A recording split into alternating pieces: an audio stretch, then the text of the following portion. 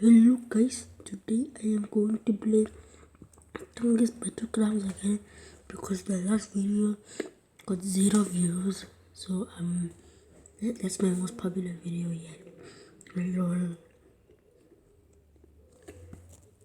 Okay. I'm gonna wait for my friend to join. I'm gonna join before my friend. I don't know. Before using red, even though Sukuna uses domain amplification to neutralize the output, Gojo, already anticipating it, has red circle around the building's layout to catch Sukuna off guard and have it explode on his back.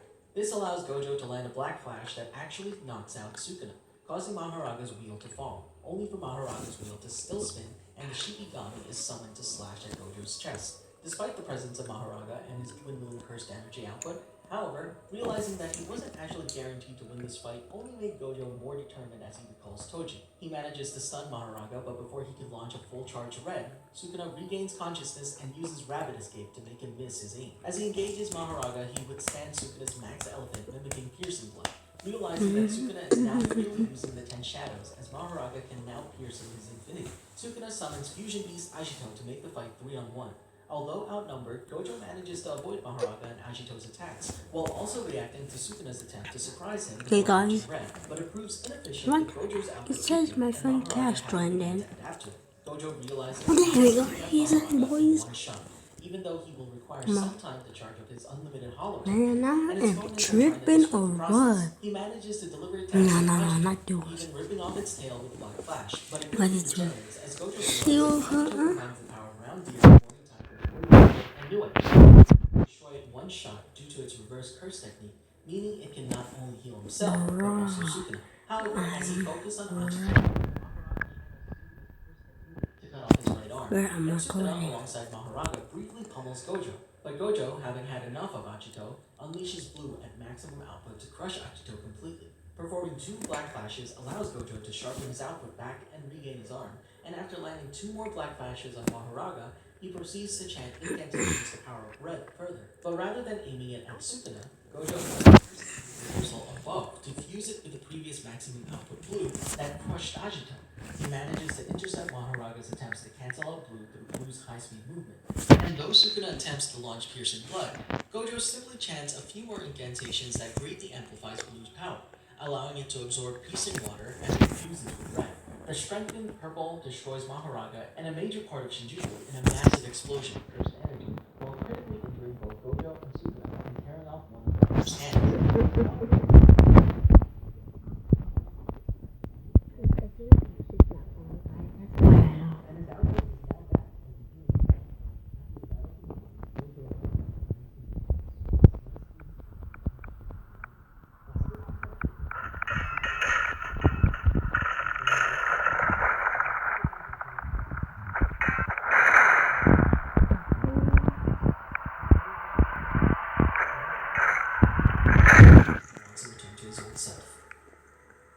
Did you enjoy our video?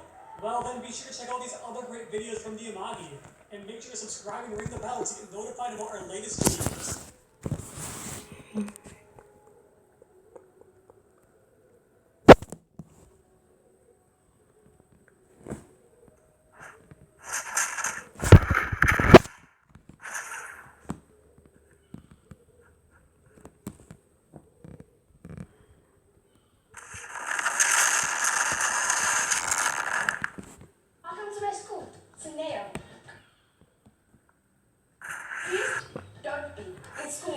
I caught him lacking.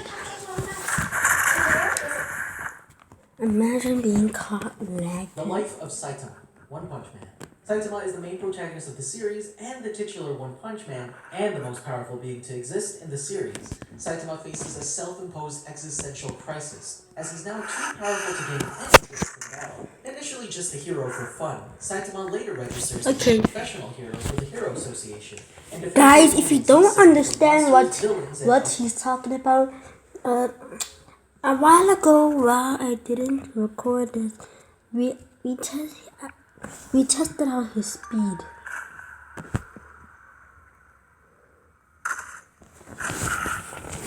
Damn, bro, look, he got that spawn point set.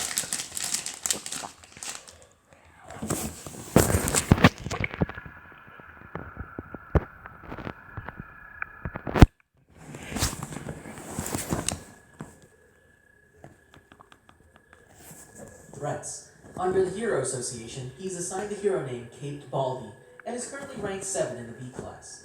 Welcome to the Yamagi. In today's video, we're going over the life of Saitama. Before we begin, we publish a new video every day, so be sure to subscribe to our channel and ring the bell to get notified about our latest videos.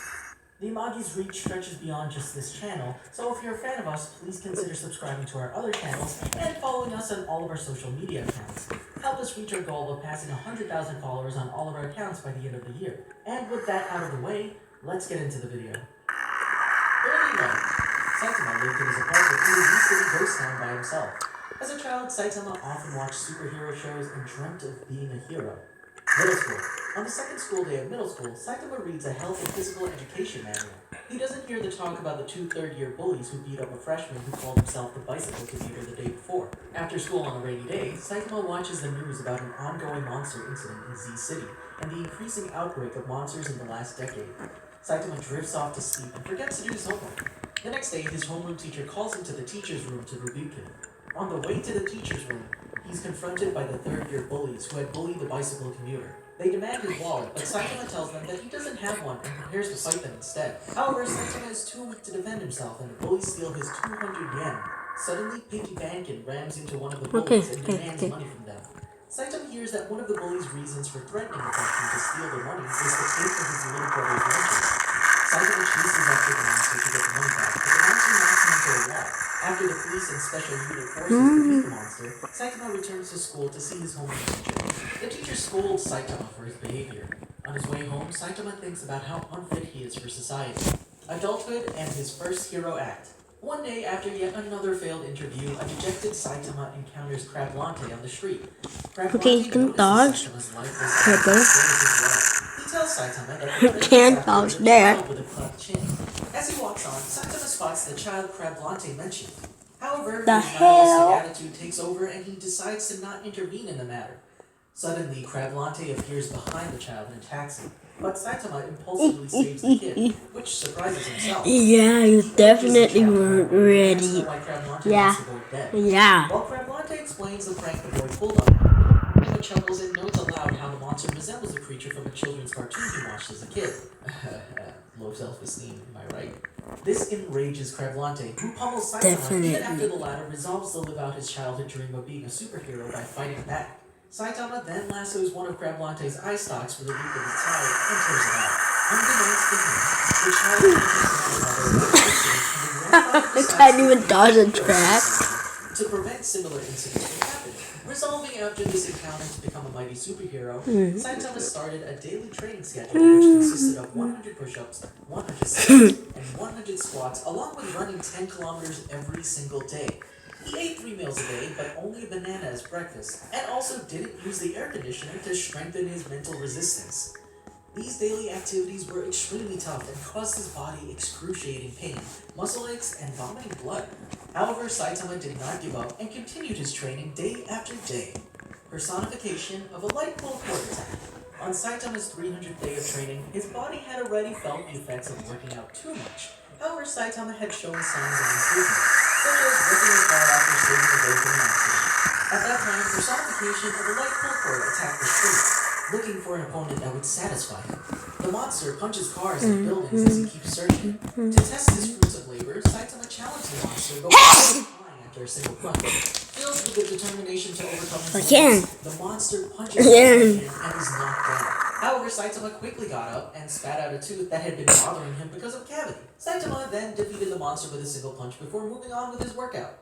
King's Degree. At some point in the first year and a half of Saitama's training, Octopus Clawman attacked an unspecified group of people. Saitama arrived and defeated Octopus Clawman, though he sustained multiple injuries from the fight.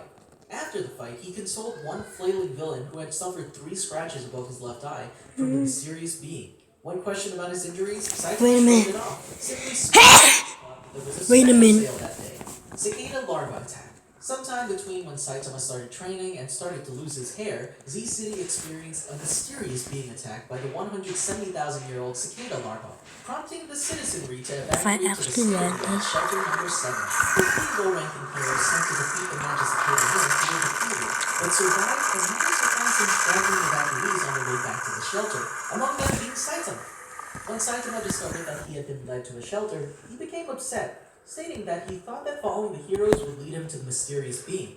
Saitama attempts to leave so that he can find the monster, but is restrained by the citizens, thinking he has become suicidal. The guard attempts to explain that the doors cannot be opened while the disaster is still ongoing, but reassures the public that the shelter can withstand any sort of attack. While she praises the structure's perfection, Saitama confronts her again to ask where the bathroom is, only for her to reply that the perfect shelter was nevertheless designed and built without bathrooms. Saitama slowly becomes more and more distressed, as he doesn't know if his bladder can hold until the situation ends. After overhearing that 2 A-class heroes were defeated by the beast and that it will take 3 hours for a Hero Association squadron to arrive, Saitama can't take it anymore.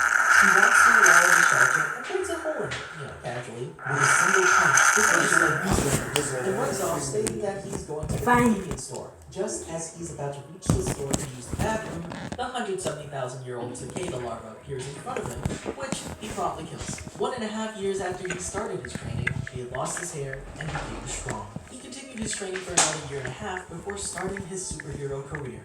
Saitama Introduction Arc. Saitama watches a news report on Vaccine Man attacking Z City. Seeing the destruction, Saitama decides to confront the monster. Saitama appears at the scene just in time to save a young girl from Vaccine Man. The monster asks who Saitama is.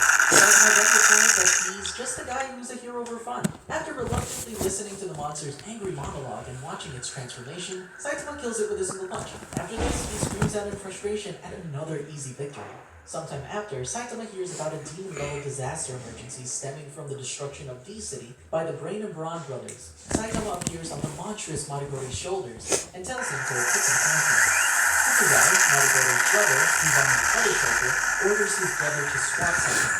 However, Madagori absentmindedly swats Okay, Saitama's goodbye shoulder, guys. I am killing leaving his now. brother. Bye bye. Enraged, I freaking love that scene, by the way. Enraged, Madagori grabs Saitama, throws him to the ground, and assaults him with a flurry of punches, leaving a large hole in the ground. Saitama jumps out of the hole and punches Madagori to the ground with a single punch. As Madagori topples over, Saitama states that having an overwhelming power is boring.